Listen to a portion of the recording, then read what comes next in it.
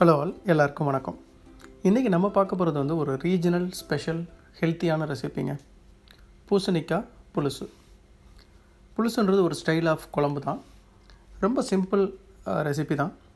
Follow பண்ணுங்கள், சூப்பராக இருக்கும்.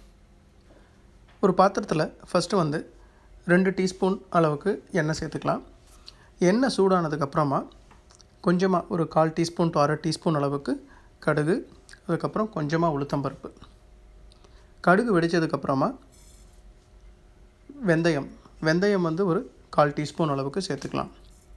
சேர்த்துட்டு அது கூடவே வந்து சீரகமும் ஒரு 1/2 டீஸ்பூன் அளவுக்கு சேர்த்துருங்க. சேர்த்ததுக்கப்புறமா கருவேப்பிலை கொஞ்சம் சேர்த்துட்டு சின்ன வெங்காயம் ஒரு 10 சின்ன வெங்காயத்தை சின்ன சின்ன பீஸாக கட் பண்ணி அதை சேர்த்துடலாம்.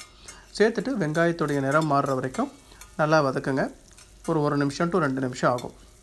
வெங்காயத்துடைய நிறம் மாறின உடனேயே 200 கிராம் அளவுக்கு மஞ்சள் பூசணி எடுத்து இது நல்லா சின்ன சின்ன பீஸாக கட் பண்ணிக்கோங்க. ஃபஸ்ட்டே பூசணிக்காயை சேர்த்துடணும் இந்த ரெசிபிக்கு. அப்போ என்ன ஆகும்னா பூசணிக்காய் வந்து உங்களுக்கு ஃபஸ்ட்டே நல்லா வெந்துடும். பூசணிக்காய் நீங்கள் புளி தண்ணியெல்லாம் சேர்த்ததுக்கப்புறம் சேர்த்திங்கன்னா வேகிறதுக்கு டைம் ஆகும். அதனால் இந்த ரெசிபிக்கு என்ன பண்ணுறோன்னா ஃபஸ்ட்டு பூசணிக்காயை நல்லா வதக்கிட்டு பூசணிக்காய் கொஞ்சம் மிதமாக வதங்கினதுக்கப்புறமா தக்காளி சேர்த்துக்கலாம். தக்காளி வந்து இதுக்கு 2 தக்காளியை சின்ன சின்ன பீஸாக நறுக்கிட்டு அதை வந்து 2 நிமிஷம் வதக்கலாம். அதுக்கப்புறம் கொஞ்சமாக சால்ட்டு, தக்காளி குக்காகிறதுக்கு ஏற்ற அளவுக்கு சால்ட்டு, அதுக்கப்புறமா மஞ்சள் தூள் 1/4 டீஸ்பூன் அளவுக்கு சேர்த்துட்டு நல்லா ஒரு தடவை மிக்ஸ் பண்ணி கொடுங்க.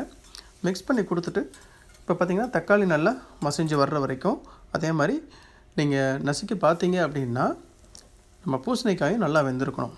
அந்த ஸ்டேஜ் வரைக்கும் நல்லா வதங்க விடலாம் மூடி வச்சுட்டு. இப்போ பார்த்திங்கன்னா பூசணிக்காயெலாம் நல்லா வெந்துருச்சு. இந்த ஸ்டேஜில் வந்து நம்ம குழம்பு மிளகாய்த்தூள் இருந்தது அப்படின்னா அது 1 டீஸ்பூன், அப்படி இல்லைன்னா மிளகாய்த்தூள் 1 டீஸ்பூன், மல்லித்தூள் 1 டீஸ்பூன் சேர்த்துருங்க. சேர்த்துட்டு நல்லா ஒரு தடவை மிக்ஸ் பண்ணி கொடுத்துருங்க. மிக்ஸ் பண்ணி கொடுத்ததுக்கப்புறமா நம்ம புளி தண்ணி, அதாவது ஒரு எலுமிச்சம்பழம் சைஸ் அளவுக்கு புளியை நல்லா ஊற வச்சுட்டு அந்த தண்ணியை மட்டும் சேர்த்துடலாம். சேர்த்துட்டு நல்லா ஒரு தடவை மிக்ஸ் பண்ணி கொடுத்து ஒரு 3 நிமிஷம் நல்லா கொதிக்க விடலாங்க. ஏன்னா ஆல்ரெடி பூசணிக்காய் பார்த்திங்கன்னா நம்ம நல்லாவே வேக வச்சிட்டோம். அதனால் ரொம்ப நேரம் வேக வைக்கணும்னு அவசியம் இல்லை. இந்த ஸ்டேஜில் வந்து இந்த புலுசுக்கு மெயின் இன்க்ரீடியன்ட் என்னென்னு பார்த்திங்கன்னா அரிசி மாவு. அதை வந்து தண்ணியில் நல்லா கலந்துடணும். 2 டீஸ்பூன் அளவுக்கு அரிசி மாவு எடுத்து அதை தண்ணியில் நல்லா கலந்துருங்க. கலந்துட்டு நல்லா நம்ம குழம்பு கொதிச்சுட்ருக்கிற ஸ்டேஜில் சேர்க்கணும். ஆனால் அதுக்கு முன்னாடி என்ன பண்ணணும் அப்படின்னா அதை சேர்த்தோன்னே நல்லா நம்மளுடைய குழம்பு புலுசு வந்து கெட்டியாக ஆரம்பிக்கும். அதனால் வேணுங்கிற அளவுக்கு சுடு தண்ணி சேர்த்துட்டு வேணுங்கிற கன்சிஸ்டன்சி கொண்டு வந்ததுக்கப்புறமா நம்ம அரிசி மாவு, அந்த தண்ணி, அந்த கரைசலை வந்து சேர்த்துடலாம்.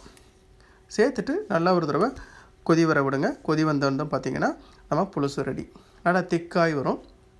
அந்த கன்சிஸ்டன்சி வரும்போது நீங்கள் ஸ்டவ் ஆஃப் பண்ணிடலாம். அவ்வளோதாங்க. ரொம்ப ரொம்ப சிம்பிள், ஆனால் சூப்பராக இருக்கும்.